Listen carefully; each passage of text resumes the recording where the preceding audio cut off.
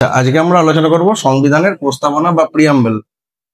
তো প্রথমেই দেখতে হবে যে জওহরলাল নেহেরু এই প্রিয়াম্বলকে বা প্রস্তাবনাকে সংবিধানের অন্তর্গত করতে বলেছিলেন 13ই ডিসেম্বর 1946।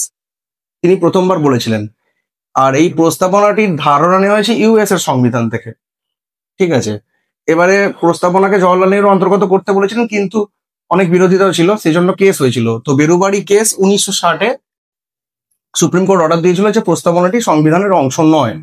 কিন্তু 1973 সালের কেশবানন্দ ভারতী কেস 1973-এ আবার সুপ্রিম কোর্ট রায় দেয় যে প্রস্তাবনাটি সংবিধানেরই অন্তর্গত। তো তারপরে কয়েকজন সংবিধান বিশেষজ্ঞ এই প্রস্তাবনাটিকে কি বলেছেন এটা একটু দেখে নি। এগুলো কোশ্চেন আসে। প্রস্তাবনাকে সংবিধানের চাবিকাঠি বলেছেন বার্কার, সোশ্যাল ডকুমেন্ট বলেছেন অস্টিন, পলিটিক্যাল হরোস্কোপ বলেছেন KM মুন্সি।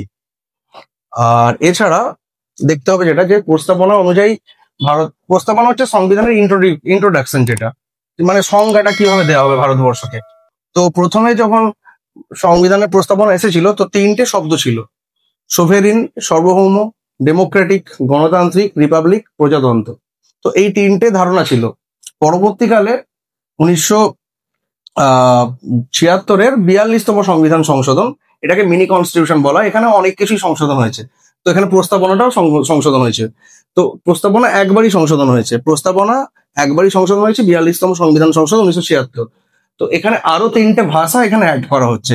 3টে ভাষা কি? সেকুলার, ধর্মনিরপেক্ষ, ইন্টিগ্রিটি জাতীয় সংহতি, আর সোশ্যালিস্ট সমাজতান্ত্রিক।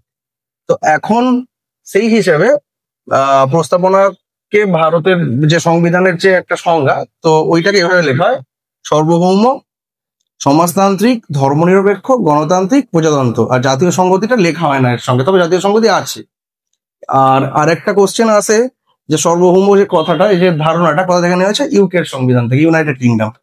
সমাজতান্ত্রিক যে ধারণাটা নিয়েছে USSR, পূর্বতন সোভিয়েত রাশিয়া। ধর্মনিরপেক্ষ আমাদের নিজেদেরই কনসেপ্ট। আর গণতান্ত্রিক হচ্ছে USA। আর প্রজাতন্ত্রের যে ধারণা নেওয়া হচ্ছে ফ্রান্স থেকে।